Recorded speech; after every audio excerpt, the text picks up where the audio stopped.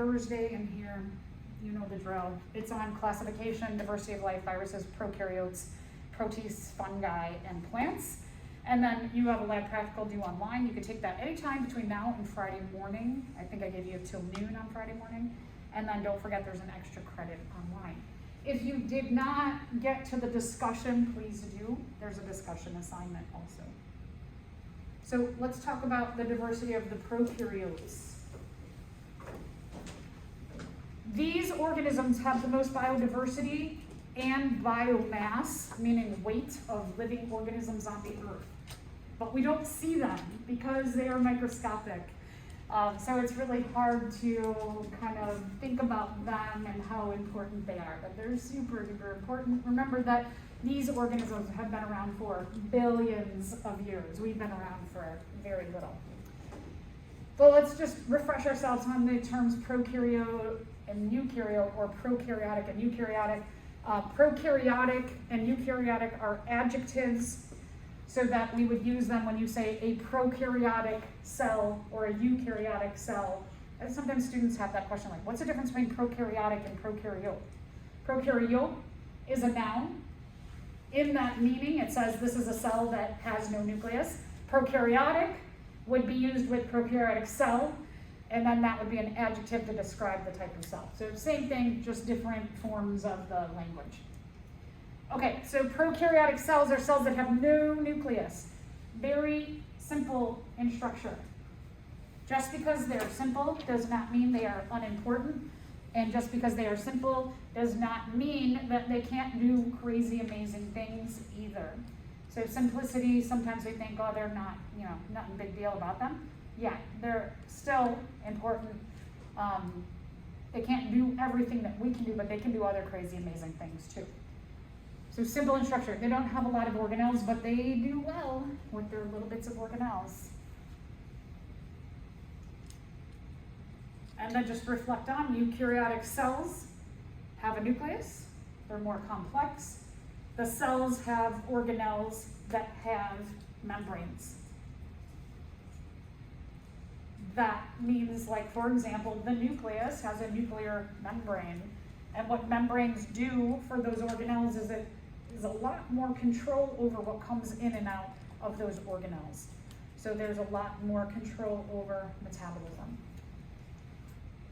So remembering the tree of life, when we looked at a tree to see, we talked a little bit about these, focus on some fungi, plants, and protists. We're going to get to animals for the next 2 units. See how that goes, right? 2 units of animals, and they get all of this gets 1 unit. Bacteria is one domain of the prokaryotes. Archaea is the other branch of the prokaryotes. So they make up the majority of the tree of life here. Again, if we think about taxonomy, we're a little further in taxonomy of these groups here. Not quite as far. We know there are domains, and then it goes from kind of like domain, almost in some cases, to just domain to species. So there's a lot to fill in these trees. So again, lots of work for you if you're interested in solving puzzles, working with DNA, very high technology, and working with identifying the taxonomy of these 2 domains. So just to remember, again, a little bit about evolutionary relationships. Some of this I may not have in your notes. I've revised a couple things here and there. So you can reflect back on the lecture too. I will post it later today. Now, when we're talking about these branches, the branches mean clades or groups. And the more branches that you share, the closer that V is between the 2 branches means the closer the evolutionary relationship you have. So just for example, if we're looking at the 3 domains, bacteria and archaea are more related because they share a V off of a branch. 2 branches come off from the main trunk. Bacteria and eukarya, they are not as related as archaea and eukarya are. So just to show you that they share more common ancestors, the closer those V's are, the closer the evolutionary relationships are. So 3 common shapes of prokaryotes. There's many more shapes, but these are at least the most common shapes. So one is spherical or round in nature. What we call these is the cocci. That's a cocci shape. If you haven't taken a microbiology class, you likely will. Microbiology is super cool. You're going to learn how to stain all of the different kinds of bacteria out there. You'll learn different methods for identifying. Really fascinating. So spherical cocci. You have these that are more rod-shaped. These are called bacilli.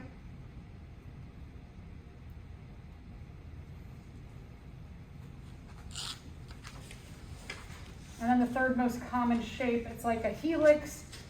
This is called the corkscrew or helical shape, spiral shape, spirilla. They kind of look like little snakes almost, but they're like, kind of like DNA. Again, just a little different perspective of them all. So, what do you think? In which of these situations would you find prokaryotes?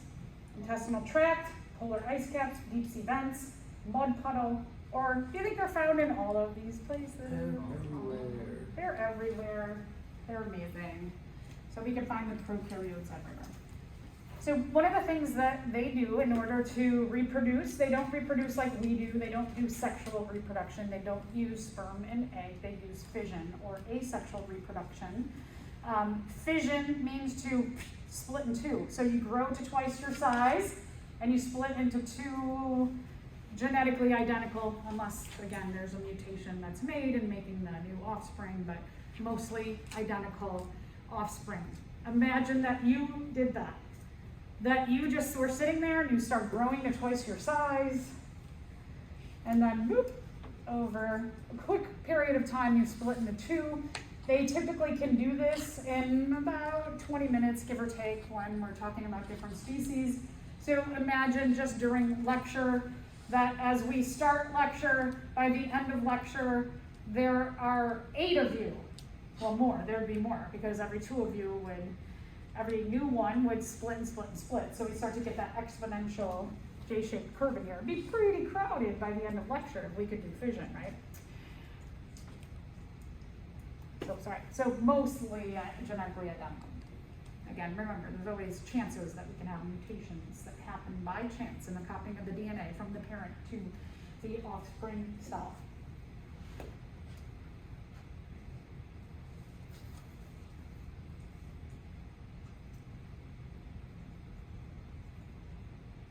Because they are so simple, they can undergo this kind of reproduction. We are way more complex.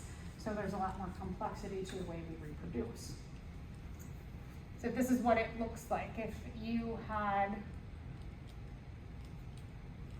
this bacterium in it, or Archaea, and it grew to twice its size, it would start to get a cell wall in between and then make 2 organisms that are approximately the same. So every 20 minutes, if you could divide every 20 minutes, there's a higher possibility in copying your DNA, even though you have less DNA, there's a higher possibility that you're going to make mistakes in your copies. So even though they don't undergo sexual reproduction, and we'll get to that in 2 units about making mistakes, that because they're doing it so quickly, there's a good chance that they're going to make mistakes. And that's the way that mutations come about in these populations. Sometimes. And we'll talk about another way that they get other mutations. So they can quickly spread because they can reproduce really, really quickly, right? And it's good for their survival. Okay, so a little bit about this. This is not something that's in your notes. You might just want to jot down in your notes that I added something about horizontal gene transfer at this point. This is fascinating. There's all kinds of cases of horizontal gene transfer. There's even, like Barb McClintock was a scientist who discovered what are called jumping genes in corn. So it does happen in the eukaryotes, but it's mostly a concept that we find in the prokaryotes. It's interesting if you go back and read a little bit about Barb McClintock especially. She was kind of like suffered what Darwin did, was she found this really, really wacky, crazy thing, and people were like, "You are crazy, lady." And so being a woman scientist, and back about 50 years ago, when there weren't as many women in science, it was really tough for her to talk about this discovery, much like when Darwin came home and talked about evolution. So there's some cool books about her, Barb McClintock in particular. But anyway, the prokaryotes do it a lot more, and they can share genes in a variety of ways between not only the same species, but different species. Imagine that we could exchange genes with elephants. It's kind of like that, between them. So when we take a look at this, horizontal gene transfer happens, one of the ways it happens is via conjugation. If we take a look at this picture, well, they're the same shape, right? Does that really look like the same species as that? Probably not. So having this kind of like hairiness to it shows you probably a different kind of species. And look at what they've done. They've made a bridge between them, different species, and guess what floats between? Some genes can go between. That's one of the things that we're facing right now in terms of antibiotic-resistant bacteria, is that they can share resistance between different antibiotics amongst different species of bacteria. Cool for them, their survival, not cool for us, right? So this is kind of like, and you see that mating is in quotes, because when we talk about mating, mating refers more so to using a sperm and egg to come together, and we'll get again to that in a couple units, but this is not mating, but this is probably as close to sharing DNA that they can do. So it's not real mating, but it's other mating. So prokaryotes, a little bit about their structure that I just want to reflect on and how they do this. If we're looking at a bacterium, their main source of their DNA is in an organelle called the nucleoid, and it's typically like a circle chromosome.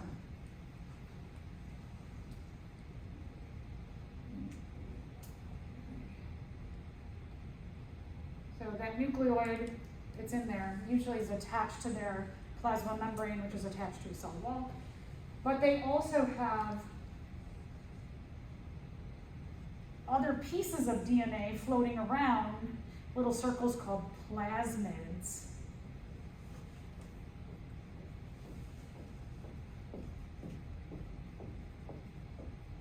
And while they're little tiny pieces of DNA, any kind of DNA is important in terms of evolution. So they have this other strategy in their cells that they can take these little plasmids and share them. And on those plasmids, if there's resistance to antibiotics on there, well, it's not good for us, right?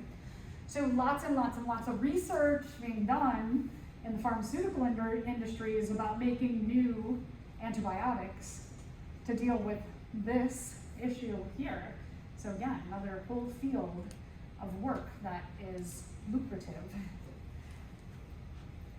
When they make vaccines, vaccine research is also pretty lucrative in that if you're talking about a virus that evolves quickly, like COVID or like the flu every year, it mutates, and so they try and predict, based on studying years past, try and predict how the flu vaccine or the flu virus is going to mutate, and then they make a flu vaccine and they hope they got it right to match how the virus is going to mutate, they don't get it right every year. So some years you'll get the flu vaccine and then it doesn't match up with the actual flu. So that's why some people say, I don't take the flu vaccine anymore because I've taken it before and I still got the flu. Well, there's kind of two problems with that. One is that, yeah, there's sometimes that, yeah, you're gonna get the flu because it doesn't match up right. And the other thing is that flu, we typically can't diagnose when you're sick in the winter. Is it a flu or is it an adenovirus, which is the common cold? And those two can be the same symptoms. So while someone says, well, I always get the flu every year and I get the flu shot, and so what's the point? It's like, well, you might get the cold, which is a different kind of virus and isn't covered by the flu shot. So there's a lot of issues with that. I am hugely an advocate of getting the flu vaccine every year because occasionally the avian flu comes up, and there are genes in the flu vaccine that help to protect you against that. And that typically, when it spreads quickly, is very dangerous to especially your age group. And so when people say, well, what's the point of getting it? Well, you get that little kind of extra protection in there because there are genes from the human flu also in the avian flu virus. So I would encourage you all, if you haven't gotten your flu shot, to do so. I will post again when we have vaccine clinics on campus. You can go over there and you need just your insurance card and they'll give it to you, or you can go into any, if you have insurance, any Walgreens, CVS, Costco, Walmart, etc., and you can go get your flu shot. Usually it's covered or $20, so it's a good $20 to spend, especially knowing how busy y'all are. It's good to not get those viruses if you don't have to. Okay, so back to talking about gene transfer, horizontal gene transfer. So it could be that they make a cytoplasmic bridge. So think about again that last picture that you saw, there was some kind of bridge between the two species. So it could be that they share a cytoplasmic bridge. So cytoplasm isn't as watery as we might think it is. It's a little bit more viscous. And so it can shoot these little plasmids across. The other thing is that they can use other features called pili, or when you have more than one pilus, sex pilus. And that can be used as a bridge as well. And it's a little more specialized than just the cytoplasmic bridge. So they have strategies, and I'm sure they have more strategies that we don't even know about yet. But maybe one of you will discover more and figure that out. Fascinating creatures. So remember that the prokaryotes can share new genetic combinations among species in doing this.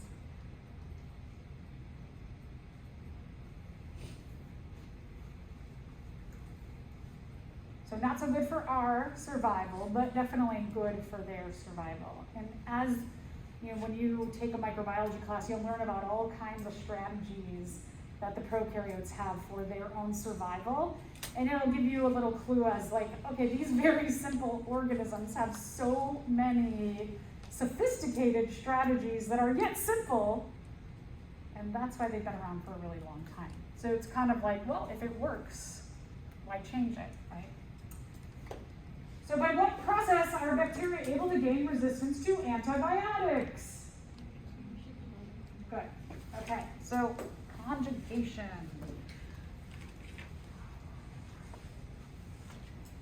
All right, think about this term or this thought. A pathogen can be a bacterium, but not all bacteria are pathogens.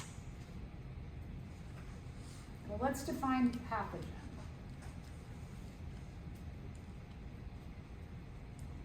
Pathogens are disease-causing organisms, which I don't have in the notes. So remember, a pathogen is a disease-causing organism.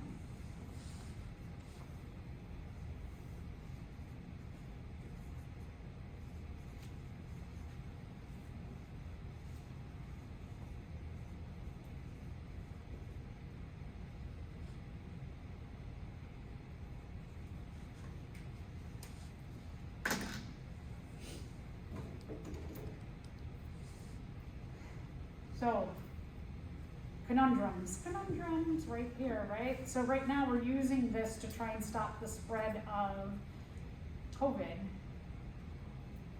But if this is true, and we're going to learn more about the microbiome, that most of the bacteria that live in and on our body are actually beneficial to us and help us to survive, that every time we do that, could we be killing good things? Yeah, so this has been a problem for a long time.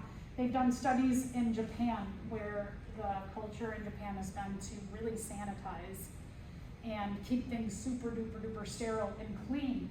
And they've actually found that there are more diseases in those cultures where people are more focused on sanitizing and using sanitizers and cleaning than there are in cultures where they might not be, maybe like the United States, not as clean, but not quite like in a country where there's no sanitation or water filtration. Could Yeah. we make a bacteria resistant to rubbing alcohol because we use too much hand sanitizer that way? Yes, potentially. I'm gonna say hypothetically, potentially, yes. Yeah, yeah. That's a good question, because like, I get a lot of piercings where when I use like a saline solution, they heal much quicker versus like if I try to use alcohol, it seems like alcohol. Alcohol, so there's all kinds of like things about healing, like when you're healing tissue, while alcohol can kill off some of the bacteria that are going to promote not healing, it also can kill off some of the bacteria that can promote your healing, and it's also very dehydrating, and water is really critical to our cells. So something like, if you're using something like this to try and heal a cut, it could be bad for the fact that you're getting rid of some of your good bacteria and other organisms that live in and on you, and then also you're just dehydrating the crap out of it. So kind of a little known fact is that when, like I'm pointing my hand because I have a little cut on my hand. If you have, let's say, like a big cut on your knee, you're better off to try and keep it moist and covered using something like a bacitracin, for example. That will actually make it heal faster. A lot of people think, they'll say, no, you need to air it out and let it dry out. That's not true. It will heal faster if it's kept moist because our cells need that moisture to heal. If you want your scab to fall off quicker, it still will do that quicker when you keep it covered. It'll heal faster. So there's a lot of like miscommunication or misthought about that stuff. So this stuff is not, it's always like how much do I use? I want to protect myself against COVID, but I also don't want to kill all the good stuff, so it's tough, because right now it's really a necessity. The biggest thing is washing your hands is a lot less drying to your hands than using that constantly. So you're better off, like if you carry around a thing of this and every 20 minutes you're doing that, you're just really drying out your skin, and then you're also maybe gonna get cracks in your skin, and then you could allow something to get in there and infect those cracks. So you're better off just going to the bathroom, washing your hands for 20 seconds. Right, count. I've been counting 20 seconds, and then I laugh when people come in and they do that and they still leave right now, and I just want to be like, you do your 20 seconds. And then my son is telling me all kinds of other information about hand dryers are not good because they can make the things on the floor come up and just like re-dirty your hands. I'm like, so what do I do? Right? So try and do that. So now that I've been like, and then I'm like, so if I dry it in the air, is that any better than using the hand dryer? I don't know. There's all these good questions about how to best protect ourselves. Anyway, now that I've confused you totally and put a lot of thoughts into your head, most of the bacteria on the earth are beneficial. Most people don't think about it like that, right? You hear bacteria and you think, bad, bacteria, but actually we don't want to.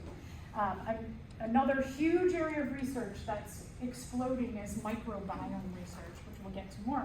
but it's all the organisms that live in and on you that you don't see that actually contribute to either your health or your unhealthiness.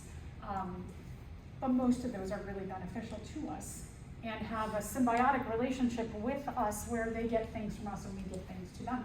And so we need them. So most bacteria are not pathogens, but some are, is what this means. So just to remember that. I had a office mate who was a microbiologist, and he told me once that less than 1% of 1% of all the bacteria are actually pathogenic. That's teeny, right? A teeny amount. But when they do their job well, oh boy, do they do it well. So there's that too. Oh, okay, so abundance.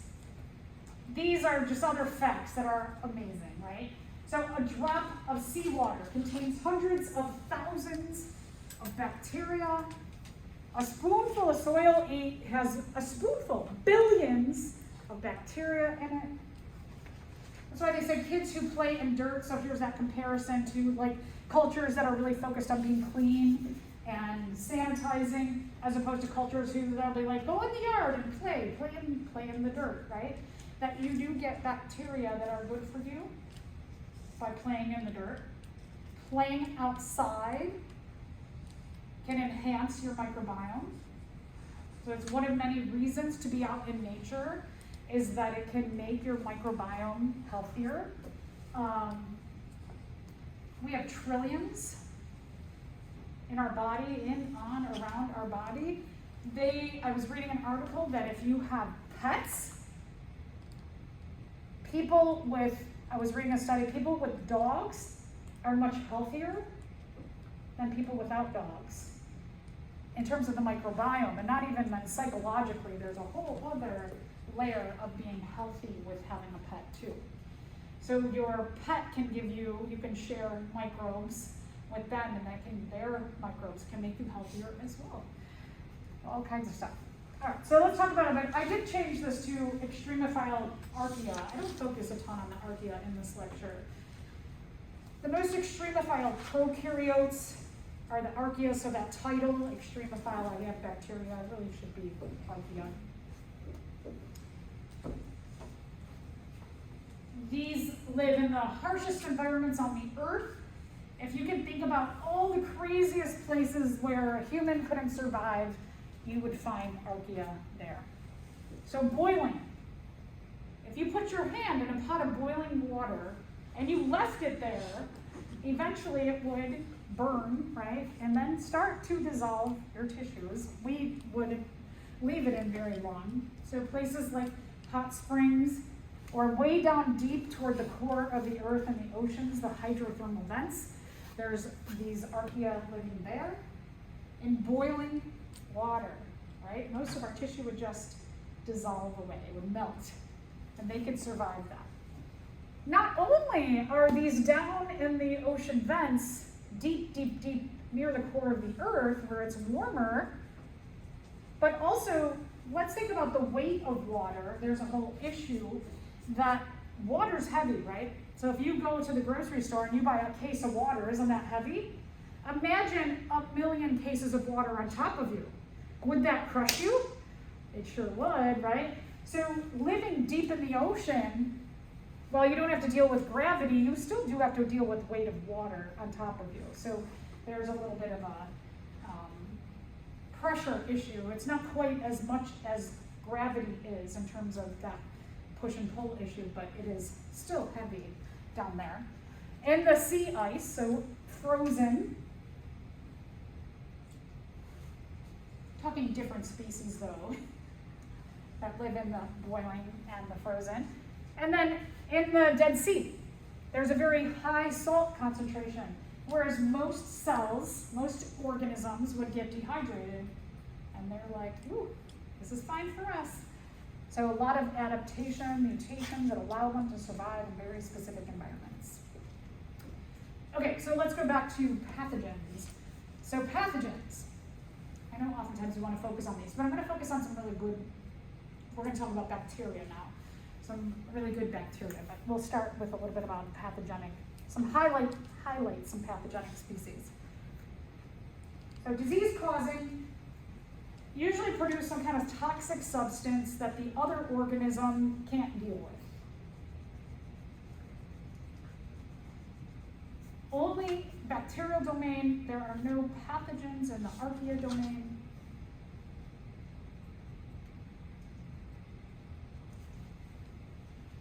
So let's talk about a couple of highlights or examples of pathogens. So one is Clostridium botulinum. It causes botulism. If anybody ever told you don't buy a can that is dented or bulging, because that can may include Clostridium botulinum. And if you ate it, what would happen is that the toxin that they produce would go into your digestive system, and your digestive cells have a relationship with your circulatory cells. It's how the nutrients that you eat get into and around your body. But also, if there's a toxin from a bacterium that's in your food, it also has a relationship with your circulatory system and it goes around your body. So what happens with botulism is that it begins to paralyze the cells of your digestive system, but then it starts to go into the circulatory system and it can begin complete paralysis of your body. Not good, right? Okay, so some... Could that still occur, let's say, after, let's say you cook it at like high degrees, would that still cause it?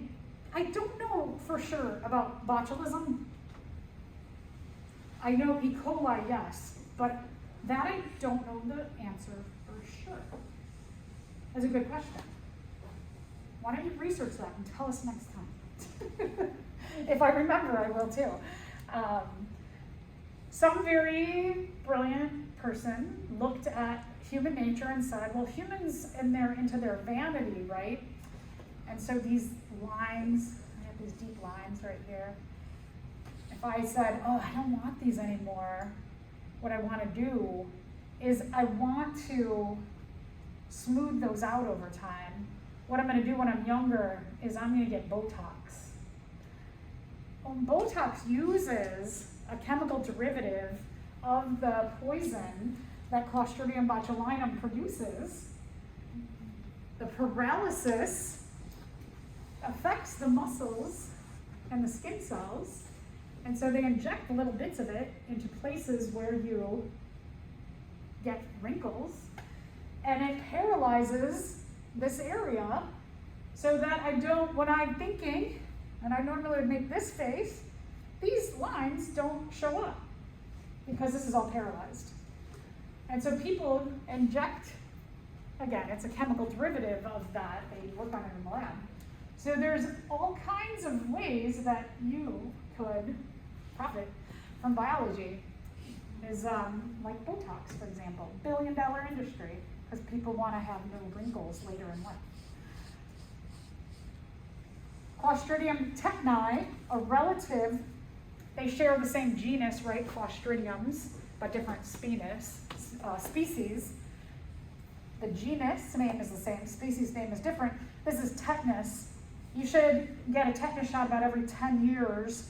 Really not a bad idea to keep on top of that one. So like your vaccine card that you have for COVID, keep that, and then when you get every 10 years your tetanus shot, they'll add that to the same card. So you can add your vaccines that you get as an adult to that, and then you have a record together. And it's not a bad idea to like maybe every so often, if you add to that, if you haven't yet, take a picture. I know you uploaded it for school, but take a picture of your vaccine card and put it somewhere like in your computer, just so you have a spare in case you lose it. Then you have a record of it too. And you know where that record is, because going through all your pictures might be hard to find. Anyway, tetanus is something you should get every 10 years. Tetanus bacteria, because it's just like so much, if you ever walk around without shoes on, ever out in the world, or even if you get a cut. I was at a store a couple years ago, and I was looking at a desk, and I went like this to pull the tray out that's underneath, and there was a rusty nail right there, and I cut myself. And I was like, okay, good, I think I have my tetanus shot, because tetanus can live on metal. So like rusty things, if you step on them, you could get tetanus. And what that does is it paralyzes the area around where you have the cut. And in that paralysis, it doesn't allow the circulatory system to bring your immune system to that area and heal that cut. And so that cut can get bigger and bigger and bigger. And the tissue can get necrotic, which means that it dies. So like a little cut on my finger, I could lose my finger or my fingertip just from that cut if I don't have my tetanus shot to fight that off. So if you haven't gotten your tetanus, it might be something to ask about when you go get your flu shot. Okay, so I don't get paid by this, by the way, just all my research. Streptococcus. Anybody ever strep throat ever? I used to. I got my tonsils out. I don't get them anymore. But so who's never gotten a strep throat? Anybody? Some of you probably have never. I mean, strep throat is usually like you don't have other symptoms than just like this insanely sore throat for weeks. Some people never have gotten strep throat. I don't think I've Yeah, so that means that for whatever reason, your immune system can just naturally take care of the bacteria that cause strep throat. Whereas mine was like, nope, I'm susceptible to it. That can also change over time with the changing of your microbiome over time too. So I hope you always keep your immunity. Bacteria on your tongue, like thrash cause strep throat. Yeah. And for whatever reason, the getting rid of my tonsils have helped me to not. I've gotten like a couple strep throats after that, but I used to get them bad when I was younger. Okay, so Streptococcus in general, the genus of Streptococcus is really common. There's a lot of them different species of Streptococcus. One is the strep throat. Pneumonia is another one.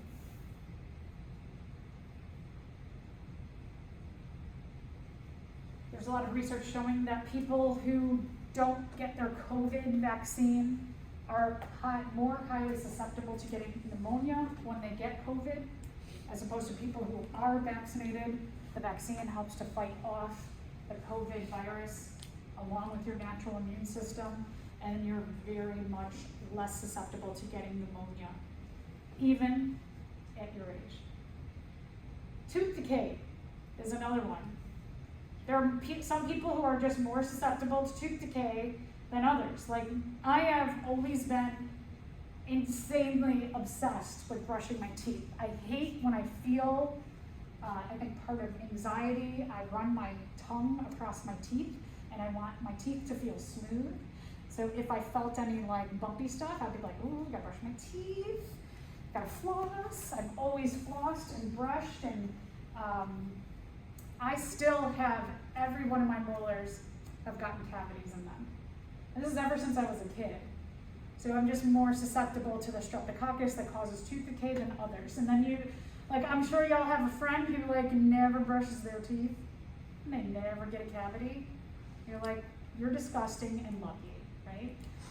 So just the way it goes. So just because you get cavities doesn't necessarily mean you're gross. Flesh-eating bacteria. I hear about this one every so often. It pops up. This is a scary Streptococcus, which is called necrotizing fasciitis. It's about 500 to 1,000 Americans per year come up with this. Much better ways of handling it if you catch it early. They usually, one of the things that they use is they burn it.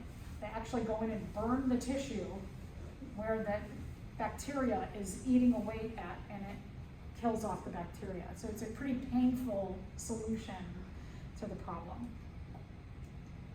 Okay, so we talked about that. Okay, so let's talk about intestinal bacteria and foodborne illness, and at first you might be like, bad, right? So intestinal bacteria in general are really good. They help us with our digestion. They help to keep us healthy.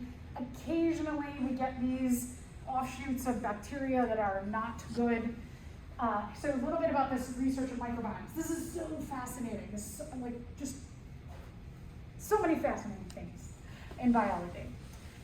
You are born sterile. You get your first bacterium from your biological mother.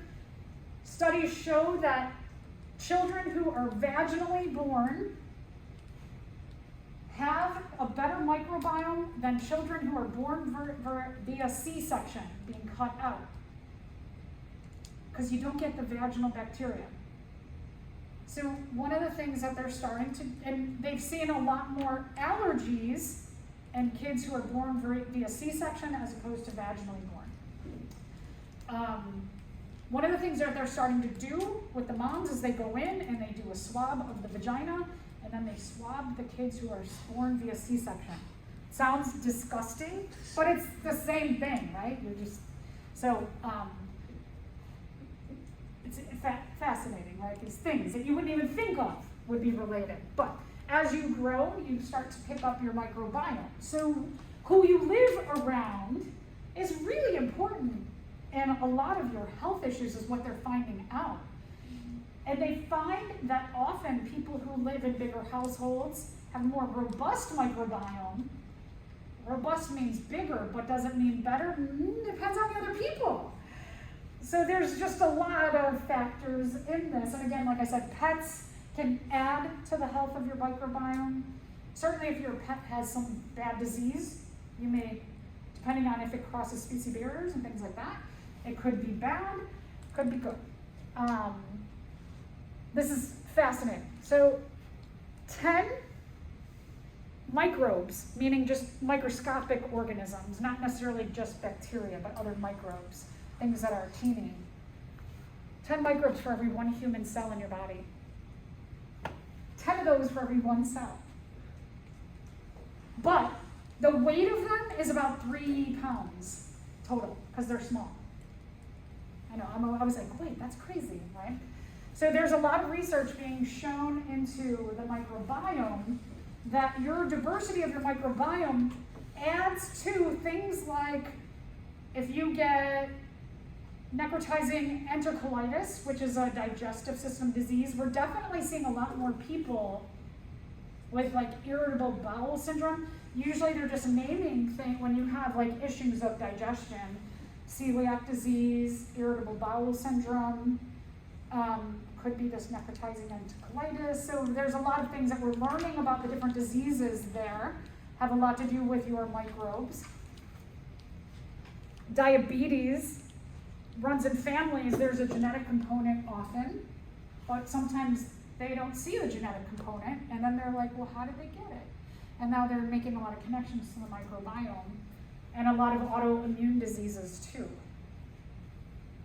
They found that people with bowel disorders, if they had a treatment of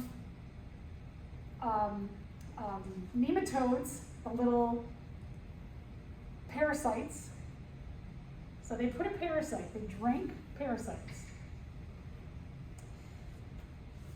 The immune system got so distracted, this is what they think happened, the immune system got distracted by the parasites in the digestive system, that because the immune system focused on the parasites and this regular dose of these parasites, that the autoimmune disorder of the digestive system healed itself. That the immune system was no longer focused on killing the digestive system. Would you do that? Would you take regular parasites into your body if it meant you could cure your... Isn't that what a prebiotic and a probiotic is? Well, not parasites, but those add to it. No, like a prebiotic and a probiotic, so there's a lot of like health washing issues that if you study a little bit more about prebiotic and probiotics, you can get a lot of pre and probiotics from the food you eat more than the pills that you can take. So it's more of a like, I mean, there's nothing wrong, usually there's nothing wrong with taking those kind of supplements, but like eating oatmeal every morning, getting your fiber. Fiber is a prebiotic. It's going to help to keep your microbiome happy in your digestive system. So eating fresh fruits and vegetables every day. I would challenge all of you to, for like a week, figure out how much fiber you get per day. Because you should be getting about 25 to 35 grams of fiber a day. Most of us are getting probably below 10. And so a lot of digestive disorders sometimes can be not cured, but helped by just eating better food, right? We don't eat a lot of natural foods or whole foods. That's why that whole chain is called whole foods, because it's like, eat fresh food, right? So you definitely, eating fresh food can add to your microbiome. So a lot of like vegetarian, vegan people often have a healthier microbiome than people who eat a lot of meat.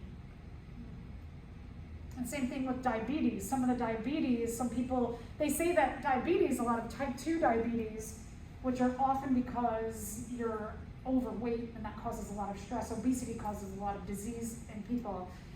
And the doctors will say, lose weight. What's one of the ways that you lose weight? You eat better food, right? And so then that can also help to balance your body sugars too. So there's a lot of things that go along with like healing these diseases, go along with eating better food, which give you a better that. So it's like you work your way backward to the solution. Like, what's really the solution? It's not just losing weight, but it's like what goes with that. And the same thing with like supplements. A lot of times the supplements you take, you could probably negate those if you just focused a little more on eating, but it's a lot faster than making oatmeal every morning to have like a prebiotic and a probiotic. So I'm not saying those are bad, but yes. This has such an unfortunate name, the fecal transplant.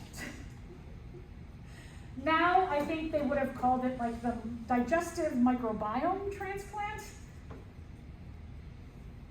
So the idea is, and so if somebody just told you about this and they said, my aunt got a fecal transplant, does it sound like somebody took feces and fed it to her or put it up her butt? That's not what happens. What they do is, and this is interesting too, college students who are healthy, there's companies, if you Google it, there's companies where if you're a healthy person, you don't have any diseases, you don't have a big history of disease in your family, they'll send you a little kit, and you'll take your poop and you'll do a swab of your poop, and then you'll send it back to them. And if they like your microbiome, they will pay you to regularly send your poop to them. They'll pay you for your poop. Worth a shot. And what they do with your poop then, if you have a good microbiome, in terms of these fecal transplants, is they take the poop and they put it in a centrifuge, which is a machine that spins things really quick. And so light things go to the top, heavy things go to the bottom. The microbiome goes to the top, and then they take a pipette and they pipette that off. And then they put it in some kind of either suppository or a pill or something, and then they prescribe it to the person, they give it to the person, and then that person can enhance their microbiome from the fecal transplant. But it's not the feces, right? It's what's in the feces that they're spitting out. So lots and lots and lots of clinical trials underway. But again, I saw a couple companies that are looking for good microbiomes. Oh, this one gets such a bad rap. Poor E. coli, Escherichia coli, or E. coli. Call it E. coli because it's so common. The genus name they shortened to E. period. Just so, like, if you didn't realize it, some of you might be like, oh, that's what they're the same thing. So genus name shortened down to E. period coli. E. coli is super common, probably one of the most common microbes in your body, especially in your digestive system, and they're very important for keeping you healthy.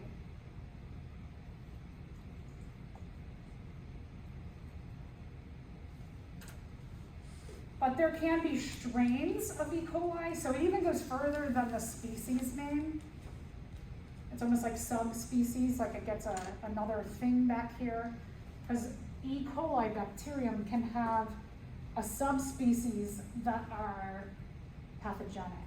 Whereas most are good for you, but then there can be some pathogenic ones, and they cause foodborne illness, which in the United States comes up pretty regularly. We haven't heard a lot about it because, you know, COVID's been taking over the news, but I'm sure it's happening. Remember romaine lettuce a few years ago? Couldn't eat romaine.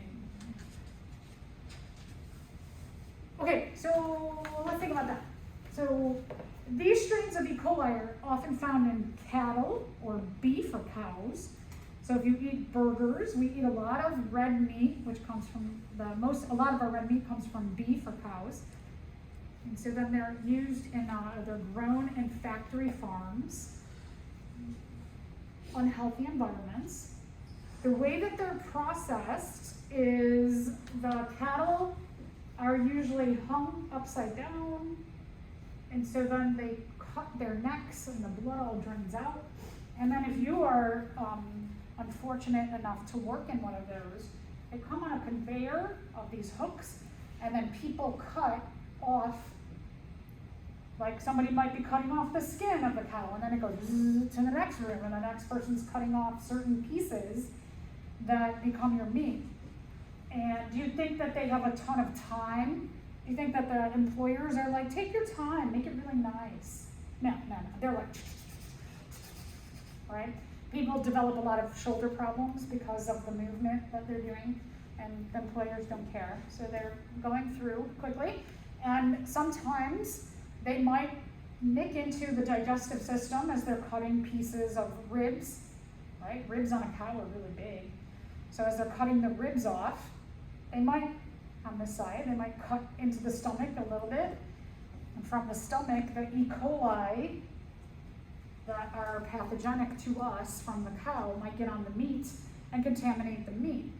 But also, in cutting all that and the blood, some of that cuts into the digestive system might drain down to the floor, which goes into a water system, which the water system might empty into a stream, and downstream might be the romaine farm. So that's how those bacteria can get into non-meat things that we eat. So it happens pretty often, but it can be very dangerous, gives you stomach issues, usually throwing up and diarrhea, and it will cause your digestive system to bleed. So very, very, very dangerous to us. Can cause kidney failure and can cause you to lose, it can poison your body in a way that causes you to lose a lot of red blood cells. And your red blood cells carry oxygen and help with your process of cellular respiration and the breaking down of your food. So it's not just like bleeding that's an issue, but it's also a whole like respiration and breaking down food issue. And especially kidney failure, which your kidneys filter your blood. So very bad. So here, imagine this is the one where you can cook your meat thoroughly, but I'm not sure about the botulism. But I know this one is. Okay, so let's talk about some good ones. Nitrogen-fixing bacteria, if you remember a little bit about, we talked about plants, and they have a symbiotic relationship. Bacteria have a symbiotic relationship with the plants.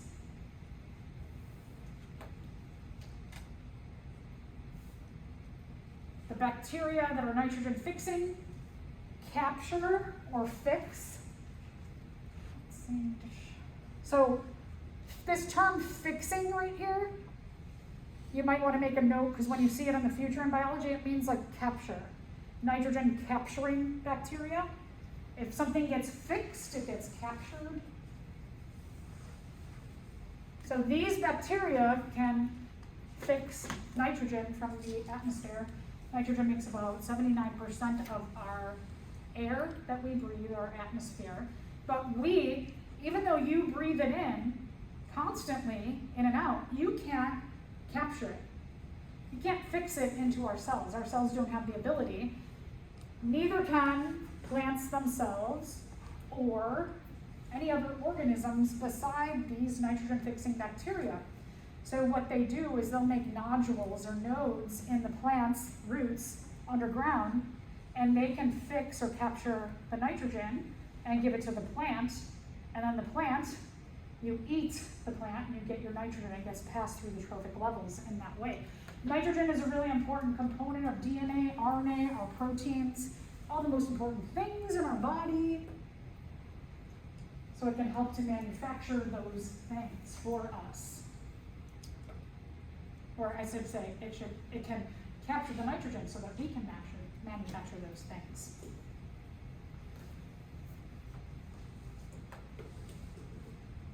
So good, there's all kinds of good ones. We don't just talk about the bad ones. All right, and we talked a little bit about decomposers and the fungi, but also a big part of the decomposer group are bacteria as well. The main D and Ds, if you remember, the decomposers and the detritivores, main part of the a big component of the decomposers are the bacteria as well as the fungi. The term biodegradable means that they can break down natural things further. If something's non-biodegradable, it means that it can't be broken down by living organisms. We need a chemical process to break it down. So they'll do things like the waste and dead organisms of everything on the earth. Also, I think I might talk about this. I'll get there in a second. So big important recyclers of nutrients. Remember, when we're talking about nutrients, we're talking about the atoms that are found in everything on the earth. That they can take something in the body of an organism, food, waste, and they can take out those carbons and nitrogens, hydrogens, oxygens, phosphorus, make them available in the soil to plants, and then plants can grab those up and grow their food, and then we pass it through the trophic levels. So one of the ways that these recyclers are being used in our world, another cool biology field, is bioremediation. So we just had another oil spill out in California, and curious to see which way they're going to go with cleaning this up, because the oil spill up in Exxon Valdez back in the, I think it's the 80s, so up north, they used a lot of bioremediation. They used a lot of bacteria. I don't know what form they did it in. They just sprinkled them around or what, but they used bacteria to eat the oil, because remember, oil is a fossil fuel which came from a living thing. So they use these bacteria to break down the oil. Plus, one of the really neat things about bioremediation is that there are specific bacteria that can take toxic substances and make them not toxic anymore through bioremediation. And so that toxic oil, which is toxic to a lot of the organisms that lived up there, they used these to better the situation. And they found that in a number of years that the health came back to that area faster than when we had the Gulf oil spill about 10, 12 years ago. What they did is they used oil dispersants. And what the dispersants do is they are chemicals that you add to the chemicals, the fossil fuel, the oil. So you add more chemicals in, and it takes the oil, which if you have a whole bunch of oil on the surface, takes the oil and it breaks it into tiny little droplets. And it adds weight to them, and it makes them sink. So they go away. They don't go away. Now what you've done is you've kept them there, and you've added more chemicals to the chemical situation. And that's going to make the health of those ecosystems really bad for a really long time. So anything on the lower or the bottom of the Gulf of Mexico, those ecosystems are greatly suffering because of these oil dispersants instead of using this. So they do there's been a lot of comparison between those two big oil spills, and they find the health of the oil spill, the Exxon Valdez up north, is way better remediated than what they did in the Gulf. So this is another cool field of biology to go into. A lot of money there. What's the difference between a beneficial bacteria and a pathogenic bacteria? Pathogenic bacteria is, yeah, so It's A, capable of causing disease. Good. Okay, so that's bacteria. Let's talk about viruses.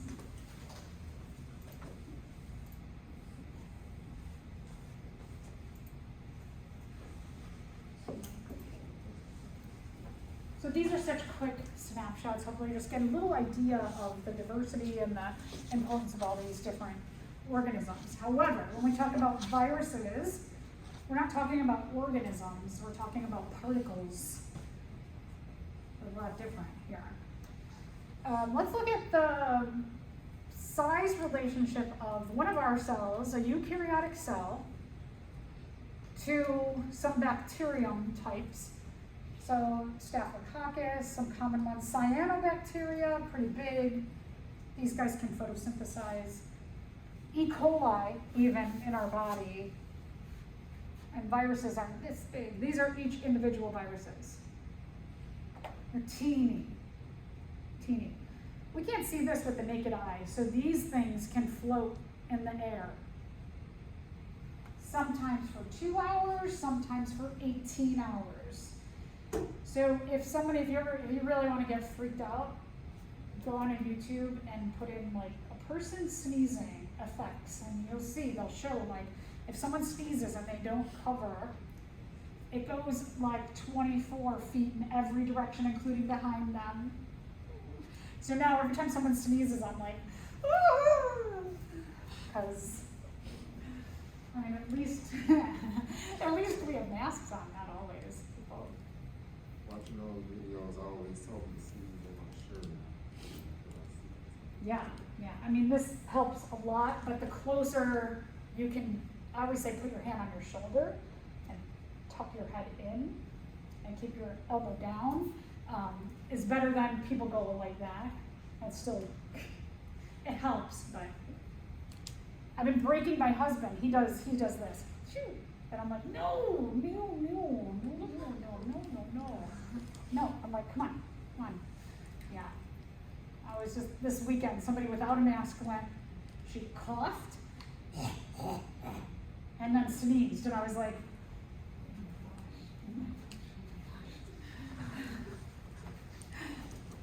it's good to get smart, and then it's not good to get smart. So they're teeny, and they can float around.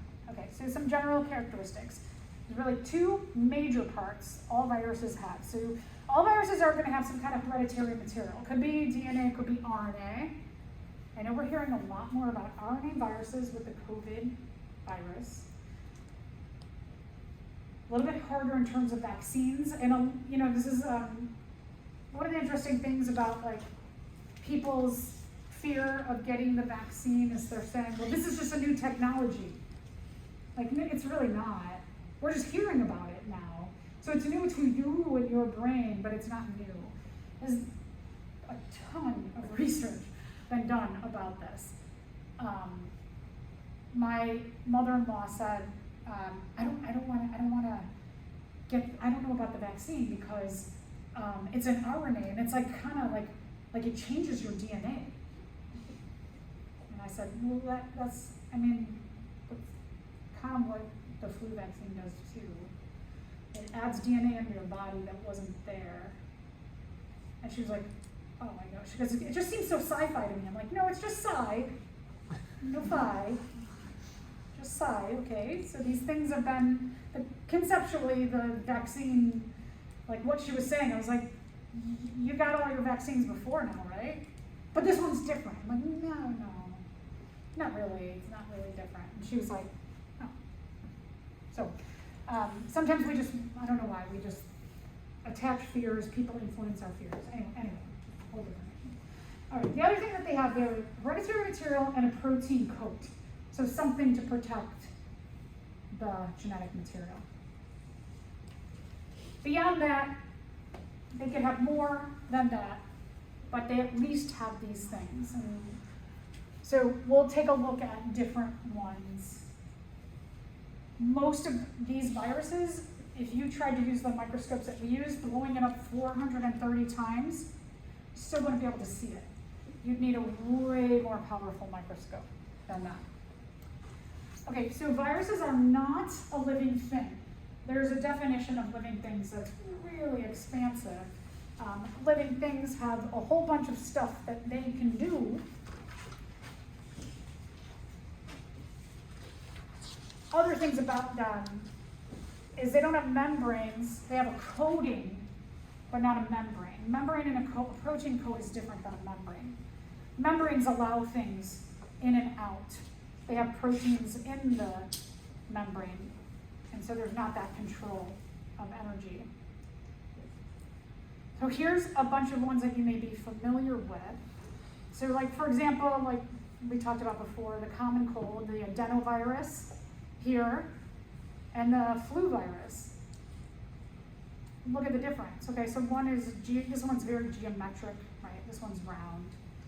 And then the glycoproteins are attachment sites. That's how they attach to our cells and communicate with our cells and how they can utilize. So that's why they attach and then they communicate with our cells. Here's how you're going to make a whole bunch of copies of me in your body, and then I'm going to make you sick. And all of that's programmed in the DNA. So you would see just different configurations, right? Different amounts of glycoproteins. The cold doesn't have that many, but it's still really effective in comparison to the flu. Common cold, the DNA virus. Oh, look at that. The flu virus is a RNA virus. There's other ones that have been effective on plants, like the tobacco mosaic virus can attack tobacco fields. This is so crazy looking. Does it look like a spaceship? That is what a bacteriophage looks like. I think that's like cool, right? Like it's the stuff of nightmares right there. And this specifically infects specific types of bacteria, and they, do I have a picture? Oh, I don't know. I think I have a picture at some point. But they land on the bacteria, and then it pumps, injects the DNA into the bacteria. This is the HIV virus, super complex, another complex one. RNA. Been working on HIV for a really long time, right? So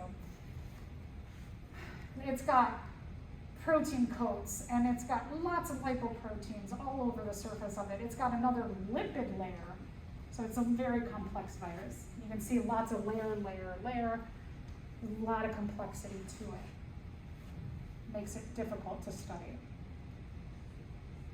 Okay, sorry, I don't have this on here, but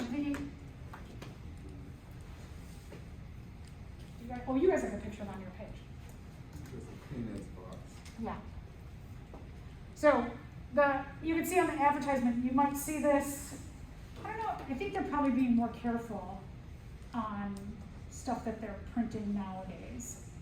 But like on Kleenex, it might say kills 99% of all bacteria and viruses. Whoa, they're not alive. You can't kill them. You can destroy them. So there's just different wording. Okay, so a little bit about the characteristics of life. On their own, without the assistance of a host cell, viruses can't grow. They can't reproduce. They can't respond to stimuli. They can't maintain homeostasis. They can't get energy. They lack complex organization. And I refute this one. Some books say yes, some books say no. I don't believe they can evolve on their own without the host cell, because it's the host who copies their genetic material. So this one's even best case scenario of these characteristics that they have, there's only one that maybe they have the possibility of doing on their own, but I don't know about them. So you have to, if you're a living thing, you have to be able to do all of these things on your own. Whether you're one cell or you're multicellular, you're a complex organism, you have to be able to do this. Okay, so not living. All right, all viruses are host specific. So you saw all these different viruses before. Like the bacteriophage is virus is a virus that is specific to different bacterium. So you can have that crazy, creepy bacteriophage land on you, and it's like, thinks about you as much as, well, it doesn't think, but interacts with you as much as it interacts with this surface right here. It's looking for its host. Viruses are even specific to the cells they infect within organisms. So within us, for example, if somebody coughs onto my hand, if somebody coughs the COVID virus onto my hand, can my hand get COVID? Can my hand get it? Just, no, it's not gonna seep into my skin and go into my body, right? Somebody coughs it into my face, can I breathe it in and it go into my respiratory system and I get it? Yeah. So it's specific to the cells that it infects with us. I mean, hopefully if somebody coughed it and I picked it up on my hands, I'd wash my hands, right? And it's gone. And I don't, the problem with your hands is, remember, you're touching anywhere that could get into your respiratory system. So that's why it's always good to not touch stuff or wash your hands out in the world. Gloves are really interesting concept, because like if you go into a restaurant and it says you have to wear gloves, and the person's like touching all this stuff, and then they make my food with their gloves on, what's the difference if they just have gloves or not gloves on? That's why I was like, should it be more about washing your hands? Because they don't often change the gloves so quickly, so I don't know. Anyway. Okay, so herpes virus, different kinds. This was an interesting research done about, this was interesting research done, I don't know, about 10, 15 years ago. And they figured out, with the rise of beer pong on college campuses, that genital herpes could be transmitted via the mouth because of beer pong. Because college students were sharing cups where someone may have had genital herpes virus on their mouth, drank out of a cup, someone else drank out of the cup, and they got genital herpes on their mouth. Whereas it would be the cold sore normally, which is a different virus but in the same family as the genital herpes virus.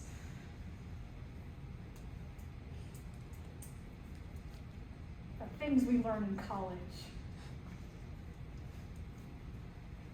HIV specifically attacks the T helper cells of our immune system.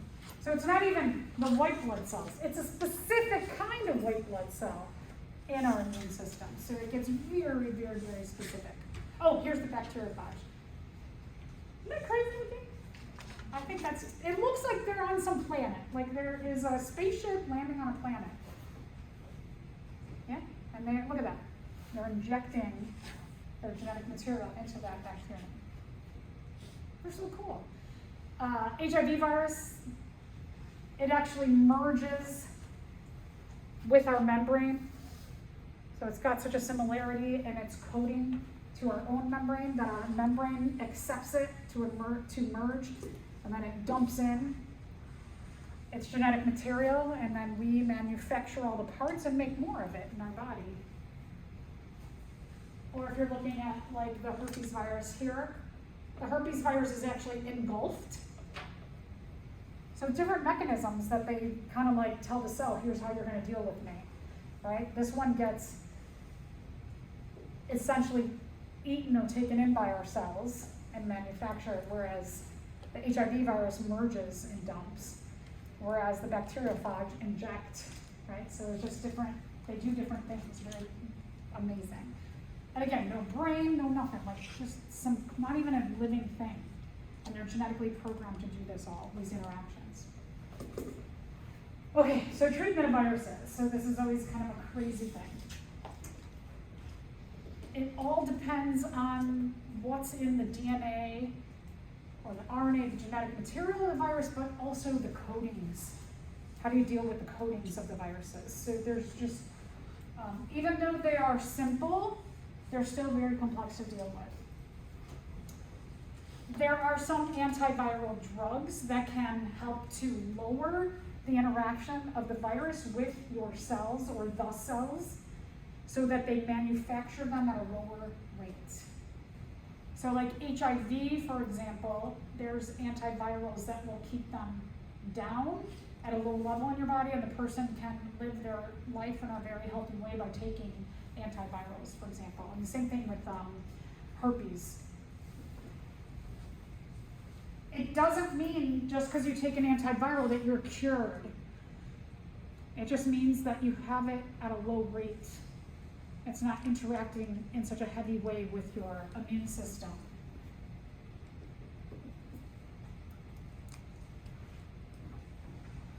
There's a lot to think about here, lots of work to be done. And then you could do all this work and then they mutate and there goes all of your work. So viruses are tricky. Just like it's kind of the same conceptually when we're talking about the antibiotic resistance, is that those things can change because of mutations, and here we're talking about the same thing when you're looking at like antivirals or the treatment of viruses. Okay, sorry. Sometimes, like bacteria, the viruses can mutate in a way to gain resistance to the antiviral.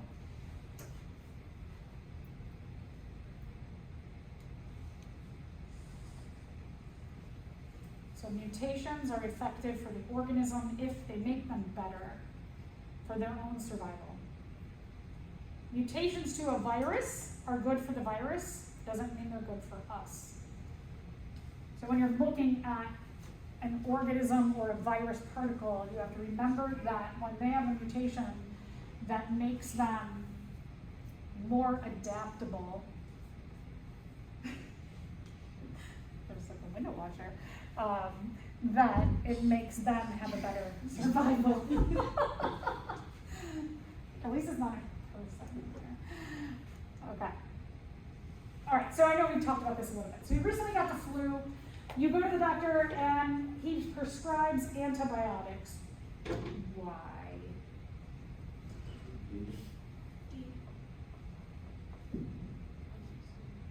Yeah, D, right? So the doctor is trying to give you a Band-Aid, basically, trying to make you happy. Make you a happy consumer. Be like, here, I'm gonna give you something to take, bye-bye. But your body is not gonna really need that because you can't take an antibiotic for a virus.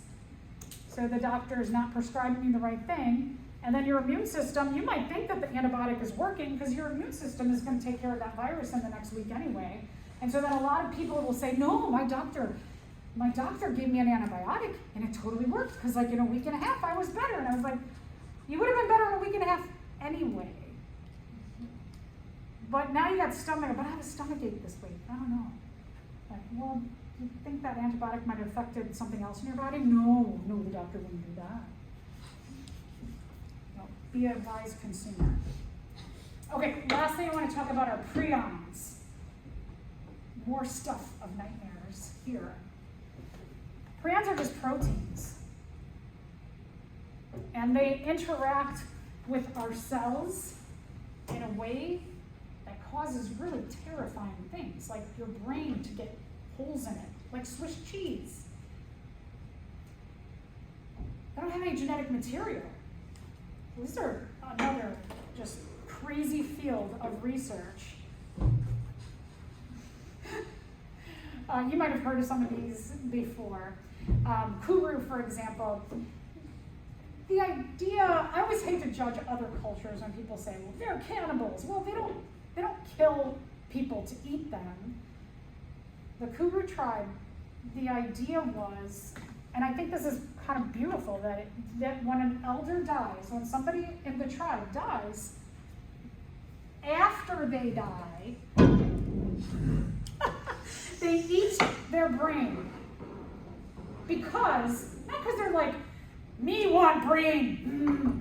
No, they're like, well, this person has accumulated a lot of wisdom over their life. and we could get it by eating their brain. So it's kind of beautiful, right? That it's like I'm gonna honor this person, I'm gonna take their wisdom and eat it. Well, eating brains is not good for you.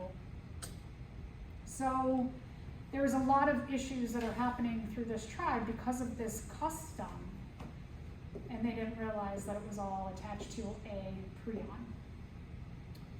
So it's not like they say ritual cannibalism, but I think that's like just a lot more crass than what it really is happening there. It's actually a really beautiful thing.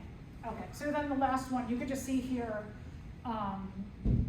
in other prions that, like mad cow disease, for example, shrinking the brain, causing bigger holes in the brain.